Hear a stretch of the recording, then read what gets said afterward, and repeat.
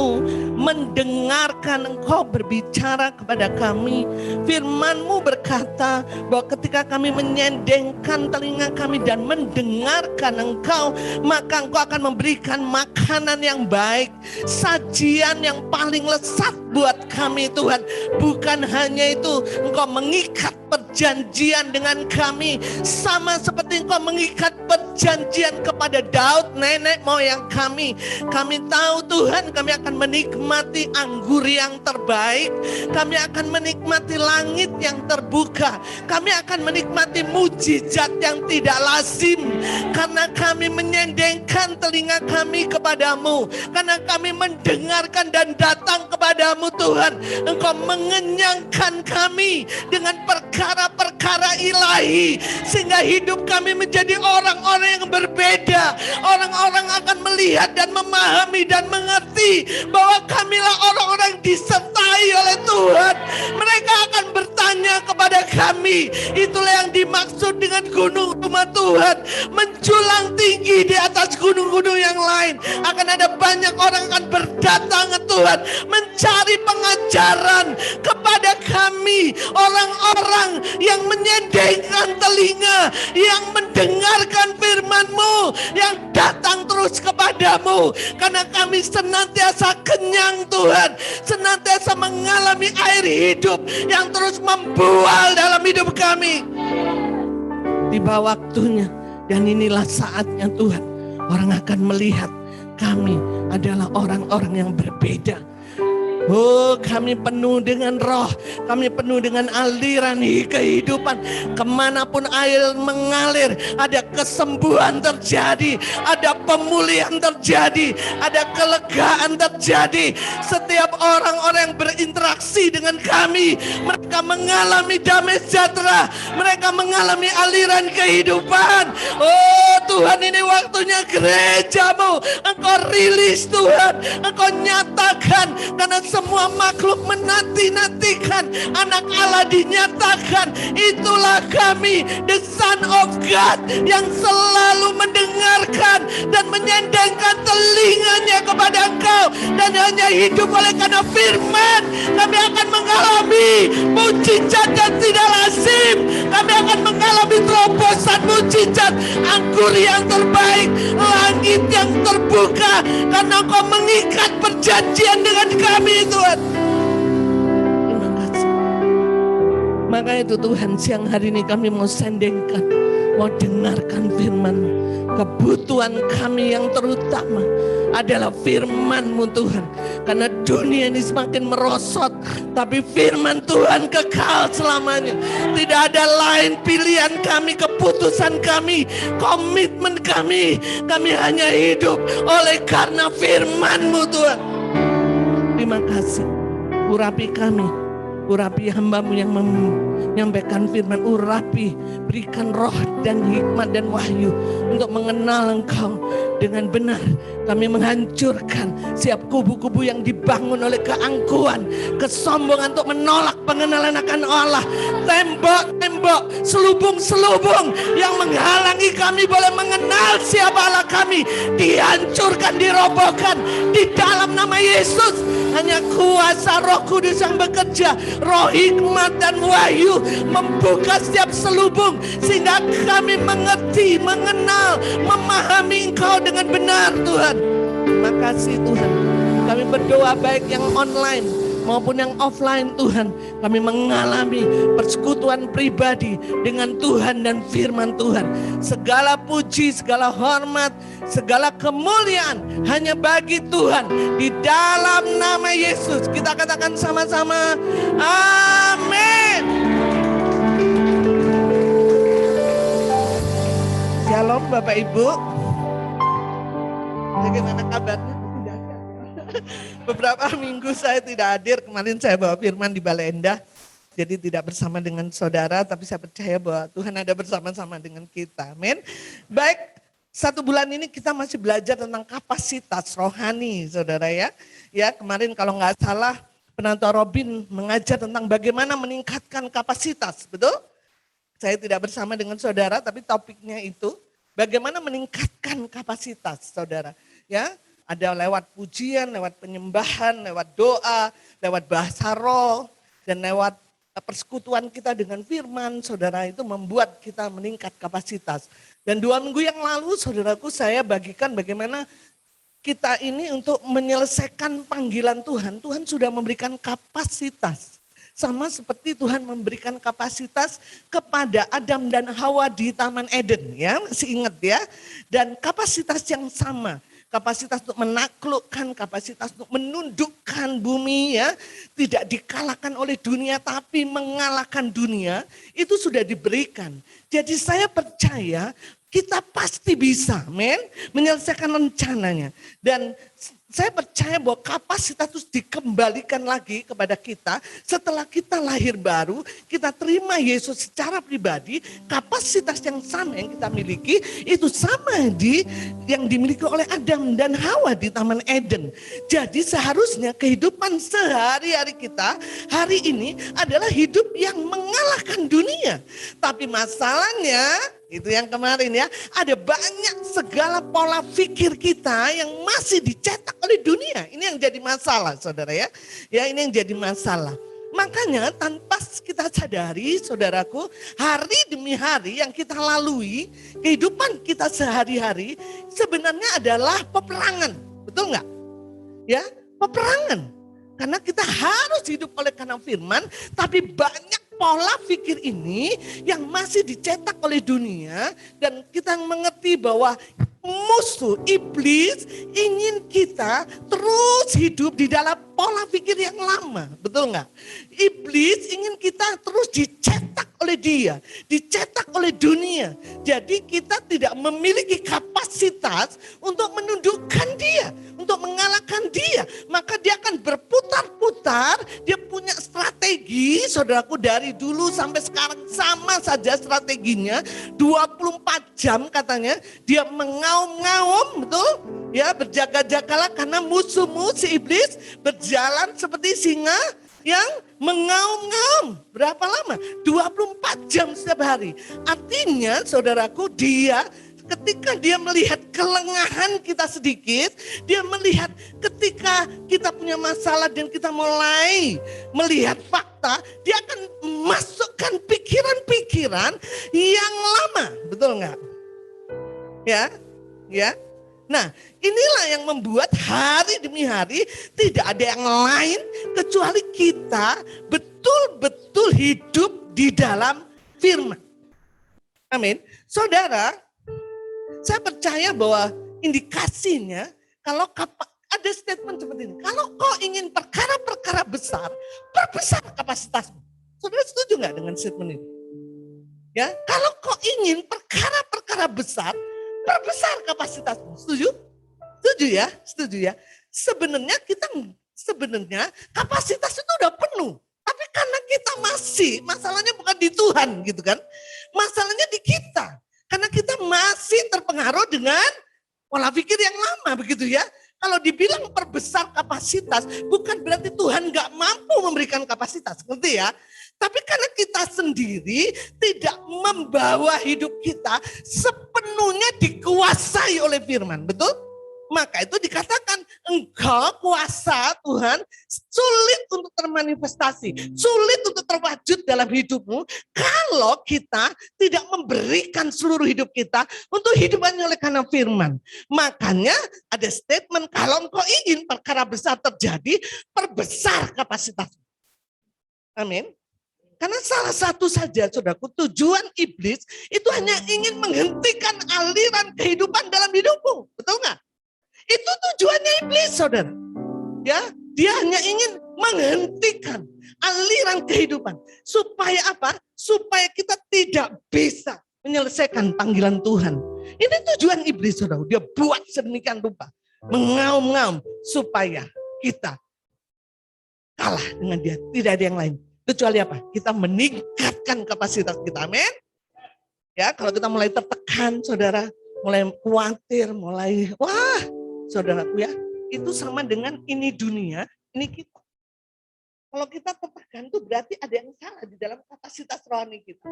Karena kapasitas kita di bawah kapasitas dunia, betul nggak?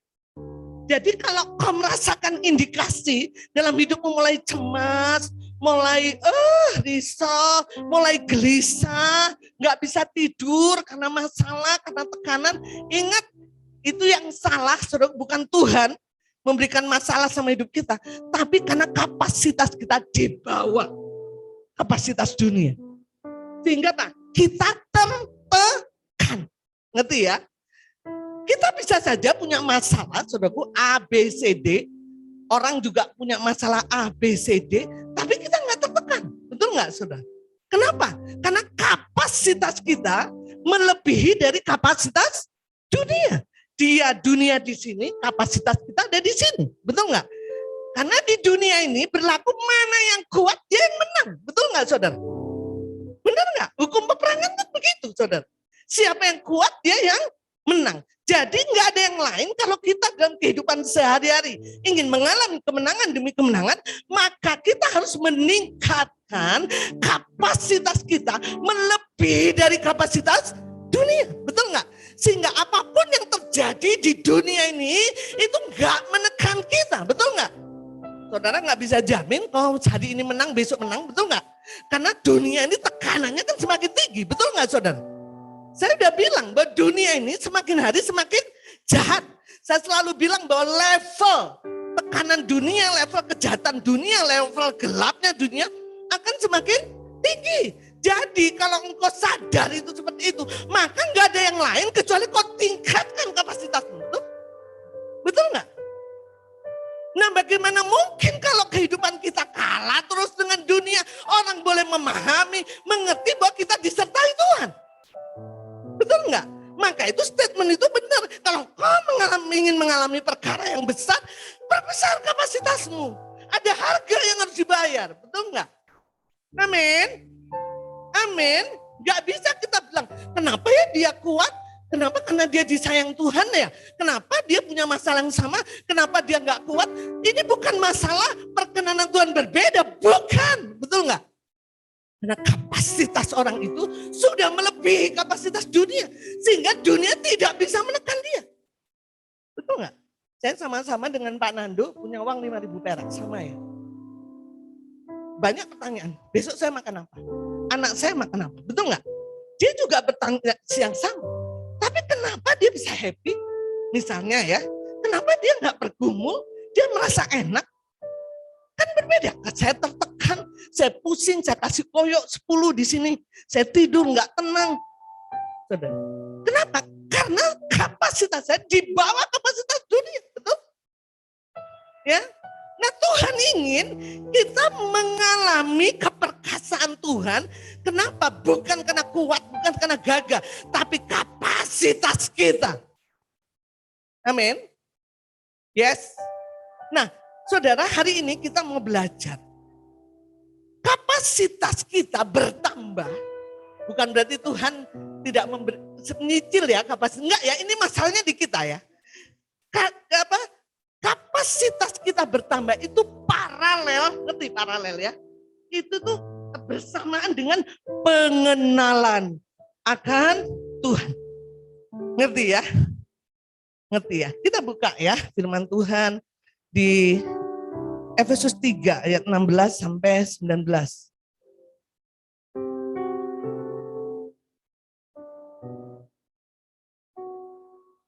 Kayaknya saat itu tadi pagi ya. Efesus 3 ayat 16. Efesus 3 ayat 16 sampai 19. Saya akan bacakan saja ya. Saya berharap sih yang di online boleh terus mengikuti ya. Aku berdoa supaya siapa yang berdoa? Paulus ya. Ini suratnya kepada jemaat Efesus. Aku berdoa supaya ia itu Tuhan ya, menurut kekuasaan dan kemuliaannya menguatkan dan meneguhkan kamu oleh rohnya di dalam batinmu. Ayat selanjutnya. Sehingga oleh imanmu Kristus diam di dalam hatimu dan kamu berakar serta berdasar di dalam kasih. Aku berdoa supaya kamu ya, Ini ya, bersama-sama dengan segala orang kudus dapat apa dikatakan? Memahami. Karena banyak anak Tuhan di zamannya Paulus itu ngomongnya anak Tuhan, tapi dia nggak pernah memahami betapa lebarnya, betul nggak? Dia katakan dengan segala orang kudus dapat memahami betapa lebarnya dan panjangnya dan tingginya dan dalamnya kasih Kristus. Ini bicara tentang pengenalan akan Tuhan, betul nggak? Makanya Paulus bilang, aku nggak pengen jemaat kaya, aku nggak pengen jemaat punya selesai masalahnya. Dia hanya berdoa supaya jemaat memahami. Amin. Betapa panjang, betapa lebar, betapa tingginya kasih Kristus kepada dia.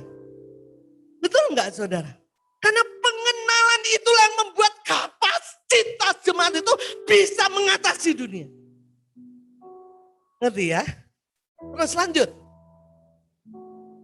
Dan memahami dan dapat mengenal. Kasih itu sekalipun ia melampaui segala pengetahuan. Aku berdoa supaya kamu dipenuhi di dalam seluruh kepenuhan Allah. Jadi saya bilang begini, kalau kita ingin perkara besar, kita harus perbesar kapasitas. Bagaimana caranya? Itu paralel dengan pengenalan akan Allah. Bagaimana caranya? Saya harus memahami, mengenal betapa panjang, betapa lebar, betapa tinggi. Betul nggak saudara? Kayaknya beberapa bulan yang lalu saya pernah khotbah pengenalan itu bicara tentang hubungannya. Ada satu ayat lagi yang sama, kita lihat Efesus 1 ayat 17.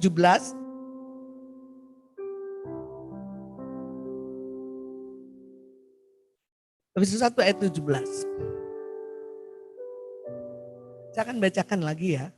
Dan ini Efesus Paulus juga pada jemaat Efesus.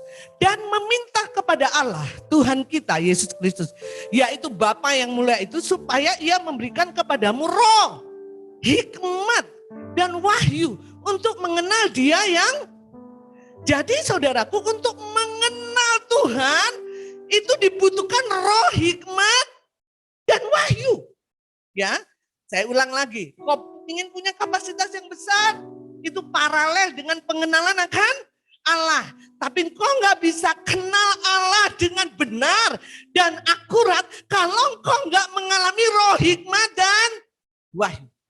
Ngerti ya? Lanjut, kita lihat selanjutnya. Lanjut.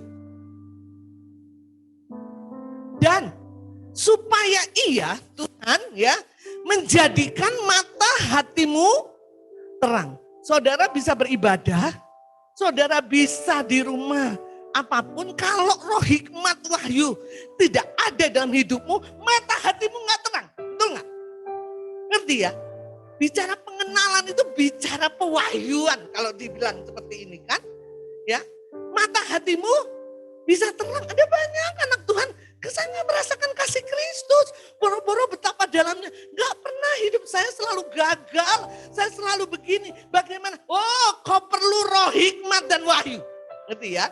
Karena roh, hikmat dan wahyu itulah yang menyingkapkan, mengambil setiap selubung dalam hidup kita dan menjadikan mata hati kita terang. Kalau mata hati kita sudah terang, kamu akan mengerti pengharapan apakah yang terkandung dalam panggilannya. Betapa kayanya kemuliaan bagian yang ditentukannya bagi orang-orang kudus. Makanya Paulus bilang, saudaraku, dulu yang aku anggap untung, ngerti ya?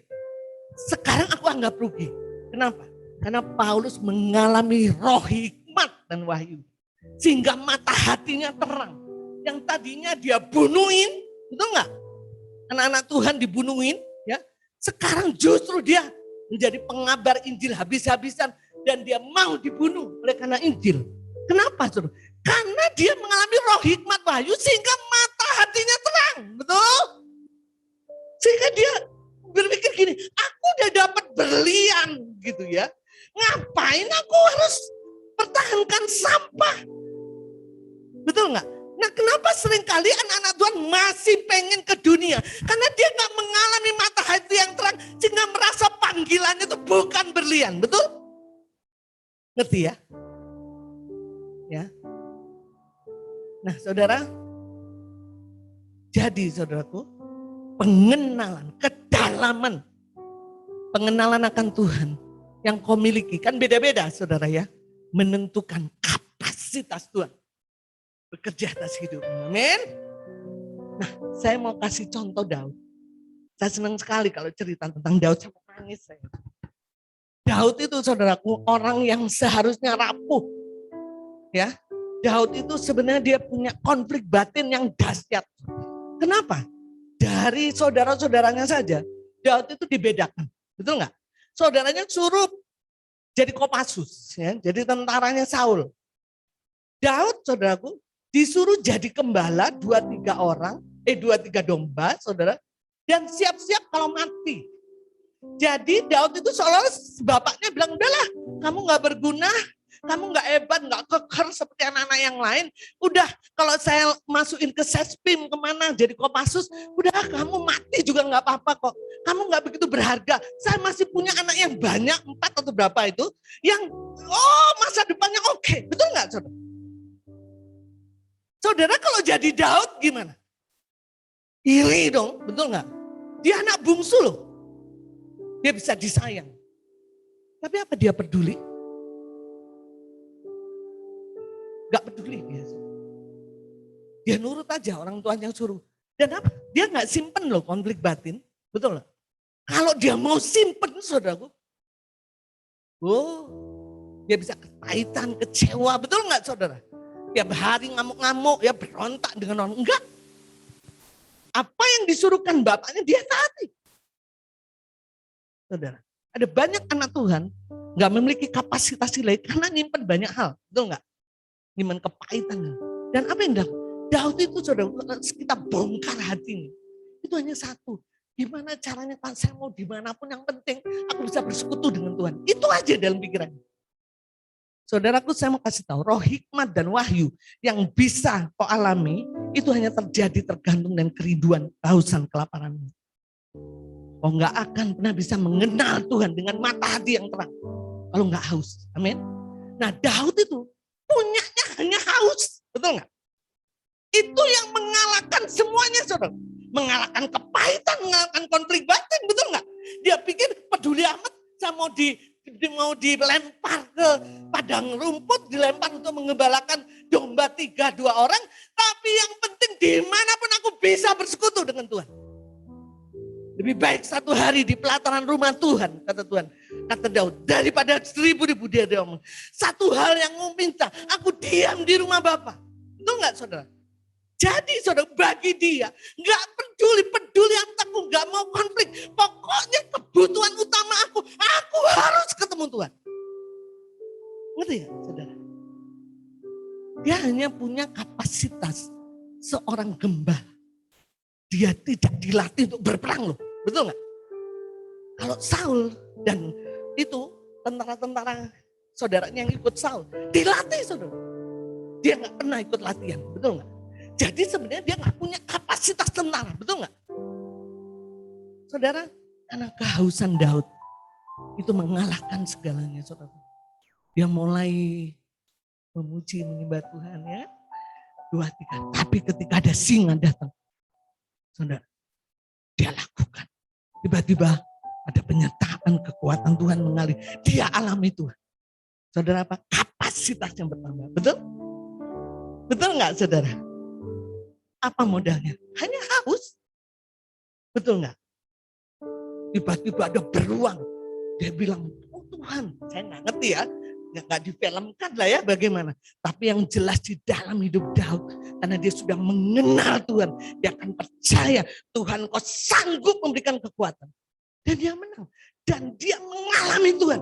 Dan itu membuat kapasitas dia bertambah. Ngerti nggak saudara? Apa yang rahasianya? Hanya kehausan dan kelaparan. Sehingga ada banyak julukan tentang Tuhan. Engkau menaraku, engkau gunung batuku, engkau matahariku. Betul nggak saudara? Kenapa? Karena dia ngalami. mati. Betul nggak? Kenapa awal awalnya? Karena haus. Ketika engkau haus, maka roh hikmat dan wahyu itu akan mengalir atas hidupmu. Dan kau memiliki mata hati yang terang. Betul nggak? Sehingga kau mengerti betapa dalamnya kasih Tuhan atas hidupmu. Betapa tinggi, panjang, dan lebar. Dan apa yang terjadi, saudara? Dia nggak pernah berpikir jadi raja dalam otaknya. Karena dia nggak punya kapasitas raja, betul nggak? Dia nggak pernah bisa berpikir mengalahkan Goliat. Karena dia tidak pernah dilatih jadi tentara. Tapi kapasitas yang dia bangun hari demi hari. Dengan konsistennya, dengan modal haus. Itulah yang membawa hidup dia memiliki kapasitas raja. Amin. Orang nggak tahu loh. Nggak tahu. Dia bukan orang yang ikut tentara, tapi di tempat yang orang nggak lihat. Tapi dia konsisten membangun kapasitas rohani. Amin. Dan tiba waktunya dia mengalami perkara yang besar. Amin. Kalau kau ingin perkara yang besar, perbesar kapasitasmu. Semua nggak kebetulan, saudara. Tuhan sedang memberikan panggung kepada Daud. Kenapa? Karena panggung Daud siap memiliki kapasitas yang besar. Sehingga ketika dia dengar, ayo Daud, kamu pergi tuh ngantar makanan ke kakakmu yang lagi di sana nih, di Saul. Ketika dia dengar Goliat, dia nggak pernah takut lagi. Kenapa? Pengenalan akan Tuhan. Kedalaman pengenalan akan Tuhan. Dia membuat dia tidak takut pun atas fakta yang dia. Saudara, saya percaya. Kau mungkin gak punya gaji yang besar. Kau mungkin setiap hari masih bergumul, saya makan apa. Tapi kedalaman pengenalan akanmu. Itu membuat kau tidak takut atas fakta yang kau lihat. Betul? Daud, saudara. Kalau jadi Daud, saya takutlah. Betul gak? Orang yang dididik tentara aja takut. Rajanya tidak takut. Apa yang membuat? Gak ada alasan kalau Daud takut, wajar saja. Tapi saudara lihat, Daud gak pernah takut. Kenapa? Karena pikirannya dipenuhi dengan Allahnya. Amin. Sehingga fakta Goliat pun tidak ngaruh atas hidupnya. Kapasitas roh itu yang membuat dia bisa menaklukkan Goliat. Dia berpikir? Enggak. Karena dia haus, dia bangun step by step. Betul? Orang enggak tahu, saudara. Tapi dia bangun. Apa? Haus. Hanya ingin kenal Tuhan. Hanya ingin bersekutu dengan Tuhan. Akhirnya saudara tahu ceritanya. Dia bahkan memiliki kapasitas seorang raja. Saya dengar statement ada teman Tuhannya. Bayus itu harusnya jadi pendeta dong. Ini ada peraturan nih, nanti yang bawa firman di satu gereja lokal harus PDT, katanya gitu. Kalau nggak PDT, nggak boleh, karena akan dibuat peraturan pemerintah. Aku mikir-mikir juga, saya nggak mau lah jemaat yang saya lahirkan dikasih makan orang lain, betul nggak, saudara? Terus dia bilang, alasannya apa mbak? Saya dapetin loh pewahyuan bahwa pendeta yang sebagai gembala yang sesungguhnya harus dilahirkan di ladang. Tidak dilahirkan di sekolah, di sekolah teologi ya begitu. Memang benar saudara. Karena bicara kapasitas, betul nggak? Amin. Saya baru ingat, oh iya, Daud. Dia dijadikan posisi raja bukan karena dia ikut STIA, Sekolah Tinggi Ilmu Administrasi. Dia jadi tentara yang kuat. Bukan berarti kita nggak boleh belajar. Bukan ya. Ini konotasinya jangan disalahkan. Oh kalau begitu nggak boleh sekolah. Enggak, saya sendiri pun mau belajar teologi ya. Bukan. Tapi fokusnya bukan itu. Betul nggak? Karena Daud, dia punya kehausan. Amin. Dan saya percaya saudara, siapapun engkau mungkin dijolimin sama orang. Ya, seperti Daud, penuh dengan konflik. Tapi biarlah hari ini aku berdoa supaya kehausanmu sama Tuhan melebihi apapun. Irilah, benci semuanya. Karena kau memiliki kapasitas yang besar, kau akan mengalami perkara-perkara yang besar. Amin. Lanjut saudaraku ya. Jadi Tuhan ingin supaya kita memahami dan mengenal Dia. Ya, karena itulah yang memperbesar kapasitas kita. Amin.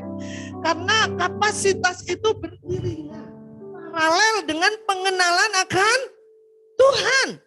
Jadi enggak ada yang lain, kalau kita mau perbesar kapasitas kita harus betul-betul haus dan lapar akan Tuhan. Dan biarlah roh hikmat dan wahyu membuat mata hati kita terang, sehingga kita merasakan betapa dalamnya, betapa tingginya, betapa luasnya kasih Tuhan atas hidup kita. Amin.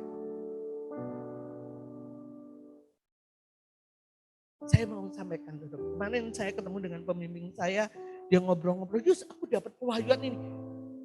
Waktu dengerin dia, saudara, saya nggak ngapa-ngapain. Tapi begitu pulang, bener juga ya. Saya sampai nangis, saudara. Dia bilang gini, aduh manusia itu ya Yus ya, kenapa ya? Dia itu kan sudah ditaruh di Eden. Eden itu kan indah sekali. Sampai dia pernah, saudara pembimbing saya, pernah Google taman yang paling indah di dunia. Itu aja dia sudah terkagum-kagum. Hebatnya, luar biasanya, aku pengen pergi ke sana. Saudara kebayang Eden, saudara? Kebayang nggak saudara Eden? Indah banget, ada Tigris, ada sungai. Kita kan belum tahu saudara. Tapi indah lah pokoknya. Saudara. Kebayang Tuhan itu siapkan segala sesuatu untuk manusia. Kebutuhannya disiapkan, bahkan Taman Eden disiapkan supaya apa? Supaya manusia tuh nggak mikir yang lain kecuali bisa bersekutu dengan Tuhan. Dalam nggak sih kasih Tuhan? Luar biasa sebetulnya kan. Sebenarnya manusia tuh nggak perlu ngapa-ngapain gitu kan. Semuanya terpenuhi, bahkan dia mengalami pemandangan yang indah semuanya. Kebaikan Tuhan. Dia hanya Tuhan yang pengen, anakku, manusia, kamu tujuannya aku ciptakan untuk bersekutu aja dengan. Kok bisa-bisanya? Kan dia nggak ada yang mencemari kan waktu itu, masih serupa. Kok bisa-bisanya dia kepo dengan salah satu pohon? Aneh kan? Itu kan namanya kepo, saudara. Banyak pohon yang indah kok. Udahlah ya, saudaraku, dia berdosa, saudaraku. Berdosa, akhirnya keluar dari Taman Eden. Sampai Tuhan itu nyesel gitu ya. Aduh ngapain saya nyiptain manusia. Sampailah dibuat air bah. Betul gak saudara? Ya. Dan dia lihat ada orang yang benar, yaitu Nuh. Ya kan? Saudara kebayang gak kalau sebenarnya Adam dan Hawa itu setiap hari mengalami realita hadirat Tuhan. Ya, dia ngalami lah realita hadirat Tuhan ya. Orang hadirat Tuhan luar biasa di Taman Eden. Ya. Orang yang masih ngalami realita hadirat Tuhan aja setiap hari masih bisa tergoda. Betul. Nah Nuh saudara. Nuh ini kan orang yang berkenan kepada Tuhan. Kebayang gak sih? Ya dipilih dari sekian hanya dia dan keluarganya. Saya percaya di peraunya ya kapalnya Nuh itu penuh dengan binatang, singa dan segala macam. Saya percaya selama 40 hari ya, sampai pelangi datang. Berapa hari saya nggak hafal. Nah itu saudaraku, sebenarnya tiap hari dia ngalami realita hadirat Tuhan. Lah dia bawa persediaan makanan kan pasti terbatas saudara. Iya kan? Singa harus makan, gajah harus makan, even merpati harus makan. Betul nggak saudara? Saya yakin bahwa tiap hari Nuh itu lihat keajaiban Tuhan. Betul nggak? Lah nggak mungkin lah dia hidup 40 hari. Tapi keburu Tuhan tuh kasih pelangi. Bahwa aku nggak akan pernah bikin air bah lagi gitu. Karena dia sayang sama manusia ya. Tapi apa yang terjadi?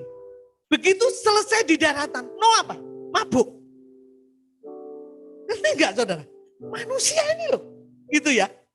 Kalau saudara jadi Tuhan gimana? Udah ditolong 40 hari, lihat realita hadirat Tuhan. Lihat segala macam. Masih aja. Ngapain saudaraku? Dia bertanam kebun anggur mabuk. Dan saudara tahu, keturunan Nuh itu diurut-urut. Nggak tahu nih teologi ya. Itu Nimrod saudara. Kesel nggak? Diselamatin dari sekian orang, betul nggak? Aduh. Tapi Tuhan bilang, karena aku sudah berjanji pelangi itu, aku tidak akan pernah membinasakan. Aku mengasihi. Saudara, betapa dalamnya kasih Tuhan atas hidup. Yes. Sekalipun manusia berdegong. Ya. Manusia. Bukannya Nuh melahirkan anak-anak ilahi, saudaraku. Kalau dipikir-pikir, Nuh kan berkenan nih, diselamatkan. Harusnya dari keturunan Nuh itu keturunan ilahi lah. Malah Nimrod yang bikin Babel, saudara. Saya nangis, saudara. Aduh Tuhan, betapa hidupku. Sekarang datanglah kepadaku, aku ingin memuaskan hidupku dengan berkenan padamu. Kalau dipikir-pikir saya jadi Tuhan, enak lihat manusia. Betul? Binasakan saya, tapi keburu dia berjanji dengan pelangi itu. Dan kirimkanlah Yesus. Dan hari ini saya mau berkata, Engkau curahkan Roh Kudus besar-besar supaya generasi yang Tuhan inginkan itu kembali seperti semula. Dan Engkau memiliki mata hati yang terang sehingga Engkau mengalami dalamnya kasih Dia. Betul enggak?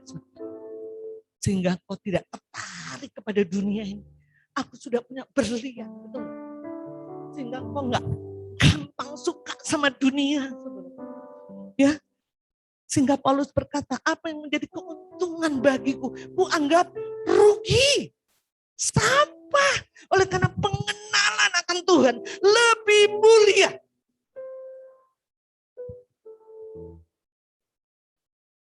Amin, saudara. Saya berdoa selama saya bak firman Tuhan wahyukan hidup. Betapa Tuhan mengasihimu. Jadi jangan berpikir bahwa Tuhan punya rencana yang jahat. Kalau dia mau, saudaraku, dia udah binasakan. Tapi kasihnya yang luar biasa. Dia menghargai itu. Saudara Daud, kapasitasnya besar. Kenapa? Modalnya karena haus dan lapar. Saya berdoa supaya kerinduan, kehausan, kelaparan akan Tuhan melanda gereja. Karena itulah yang dimiliki Daud. Ketika kau rindu haus, datang kepada Tuhan untuk mengenal kasih-Nya. Saya percaya roh hikmat dan wahyu akan bekerja atas hidupmu. Sehingga kau mengenal Tuhan dengan benar. Firman dibukakan. Ketika kau mengalami persoalan, kau mengalami pengalaman rohani. Ya, Ai bilang, lobaknya kok jadi gede. Ya, saya dengar Pak Gultom bilang, buncisnya kok jadi gede. Mulai haus lagi, ngalami lagi pengalaman rohani, dan tanpa disadari kapasitas bertambah. Bahkan mengalami terus langit yang terbuka, anggur yang terbaik. Amin. Mujizat yang tidak lazim. Dan kau akan menjadi orang yang berbeda. Kenapa? Karena kau tidak dibawa tekanan lagi, karena kapasitasmu seperti burung Raja Wali. Saudara, Raja Wali itu kalau terbang selalu di atas badai. Betul nggak? Kalau di bawah badai bukan Raja Wali, ayam, ya kan? Tapi ciri Raja Wali, dia terbang. Artinya apa? Badai sebesar apapun itu membuat satu lompatan untuk dia bisa lebih terbang tinggi lagi. Dia nggak takut badai. Sama seperti Daud. Dia nggak pernah takut fakta. Mau faktanya apa? Mau dia lihat Goliat. Kenapa? Karena pikirannya sudah kadung dipenuhi dengan kehadiran. Amin. Satu ayat lagi saudaraku. Kita lihat Daniel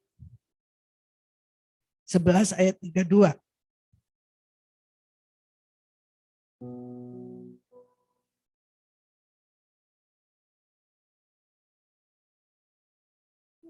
Daniel 11 ayat 32 ya, bukan 23.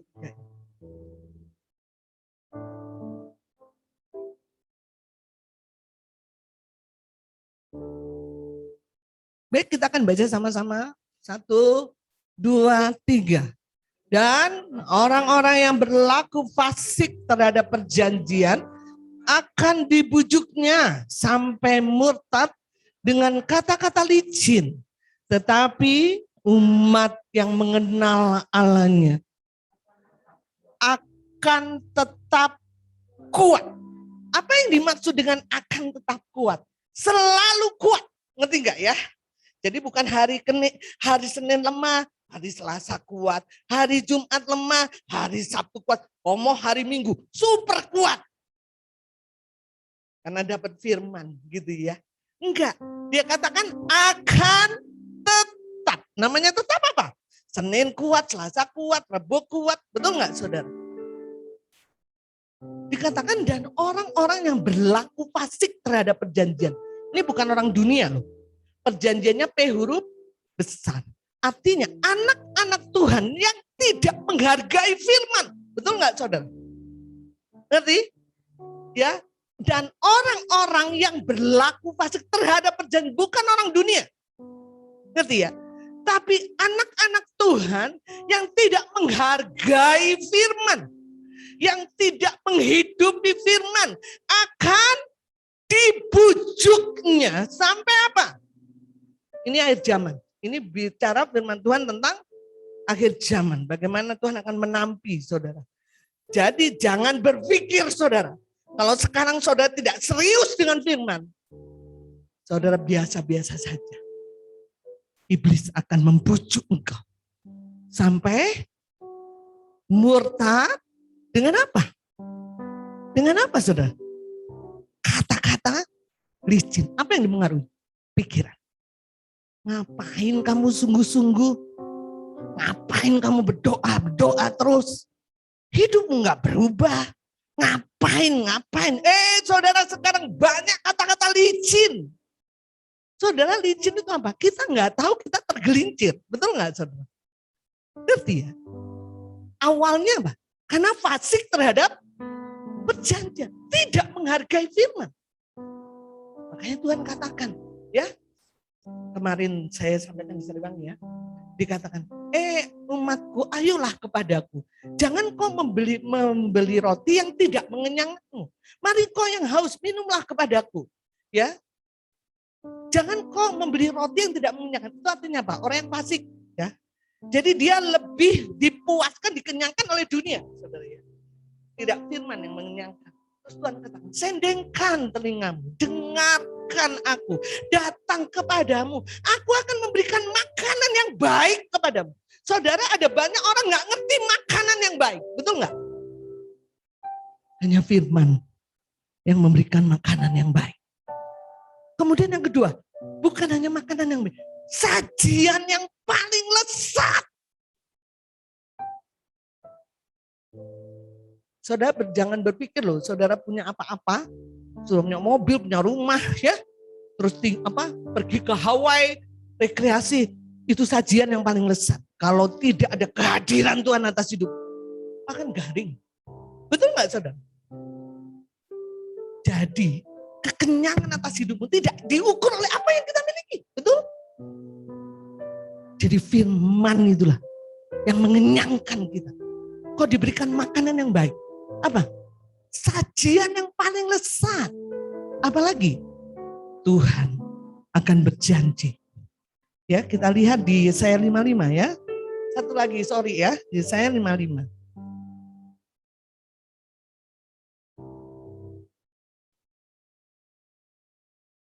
Yesaya 55 ayat 1 sampai 3 saya akan bacakan dengan cepat. Ayo hai semua orang yang haus, marilah dan minumlah air. Dan hai orang yang tidak mempunyai uang, marilah, terimalah gandum tanpa uang pembeli dan makanlah juga anggur dan susu tanpa bayaran. Lanjut ayat kedua, mengapakah kamu belanjakan uang untuk sesuatu yang bukan roti? Dan upah jeripayahmu untuk sesuatu yang tidak mengenyangkan. Ini yang fasik terhadap perjanjian tadi, saudaraku. Dengarkanlah aku, maka kamu akan memakan yang dan kamu akan, saya percaya kalau pikiranmu haus lapar dipenuhi oleh firman, kau akan memakan yang baik dan kau akan mengalami sajian yang paling lezat. Oh dahsyat. Lanjut, sendengkan telingamu dan datanglah kepadaku. dengarkanlah. Maka kamu akan hidup. Tidak ada kematian atas hidupmu. Aku hendak mengikat perjanjian abadi dengan kamu. Menurut kasih setia yang teguh yang kujanjikan kepada Daud. Saudara, kau bukan hanya dapat makanan yang baik, sajian yang paling lezat, kau akan hidup. Tuhan ngikat perjanjian sama kita loh. Kalau Tuhan ngikat perjanjian, dia pernah nggak tidak menggenapi? Nggak. Walaupun lah sepertinya gagal, nggak pernah. Dia yang berjanji, dia yang menepati. Amin. Apa masalahnya? Saya ingin telinganya sama Tuhan. Haus lapar, hidup. Kembali lagi ke Daniel tadi. Tetapi umat yang apa? Yang mengenal Allah. Tadi bicara mengenal Allah, bicara kapasitas. Betul nggak? Akan tetap kuat. Orang kan bilang ini, kalau saya jadi dia ya, saya bisa gila itu. Heran dia itu. Dapat kekuatan dari mana ya? Dia punya masalah sebesar ini. Dulu nggak punya, tetap aja dia. Keyakinannya nggak berubah. Tidak pernah putus asa. Semangatnya tidak patah. Tidak kompromi dengan dunia. Luar biasa. Kenapa? Karena dia kenal. Amin. Bukan hanya dia tetap kuat. Ya, tadi ya. Daniel dibuka. Daniel ayat 32 ya. Tetap kuat. Tetapi apa? Dan akan bertindak. Apa yang dimaksud dengan bertindak? Bicara tentang otoritas untuk menaklukkan dunia. Kapasitas yang diberikan Adam dan Hawa di Eden termanifestasi bagi orang yang apa? Mengenal dia. Amin. Ya kan? Dikatakan bukan hanya tetap kuat, saudara, tapi dan akan bertindak. Dia akan taklukkan, dia akan taklukkan, dia akan taklukkan. Saudara, ini bicara nubuatan Daniel untuk akhir zaman. Dan saya yakin ini hari-hari di mana orang akan dibedakan, saudara. Apakah engkau berlaku fasik terhadap perjanjian atau kau mengenal Allah? Akan kejadian dalam hidup kita. Maka itu saudaraku, ini bukan nakut-nakutin ya. Tapi ketika kau punya komitmen, Tuhan, aku mau mengalami perkara-perkara yang besar. Aku mau memperbesar kapasitasku. Haus dan lapar akan Tuhan. Amin. Saya percaya pengenalan akan Tuhan akan terjadi atas hidup. Roh hikmat dan wahyu. Kau akan menjadi orang-orang yang tetap kuat dan bertindak. Ya, sehingga suatu saat saya akan karang satu buku, saudaraku. Kegerakan di kota Lembang. Kalau saya mati, biarlah buku ini yang berbicara kepada banyak orang. Kenapa? Isinya bukan tentang saya, saudara. Isinya tentang saudara. Kenapa? Karena kita bisa mendengar ini. Karena Paulus yang menuliskan supaya kita wariskan generasi di bawah kita. Ada orang-orang yang terdahulu mengenal Allah dan kuat dan bertindak untuk Lembang bangsa dan bangsa-bangsa dan Singapura. Orang boleh lihat kita sekarang miskin dan sekarang peduli amat sama seperti Daud kan. Tapi kau punya tempat yang rahasia. Amin. Di mana kau haus lapar kenal dia. Tiba waktunya Tuhan akan kasih panggung. Karena kapasitasmu sudah cukup untuk mengalami perkara-perkara yang besar. Amin. Mari bangkit berdiri.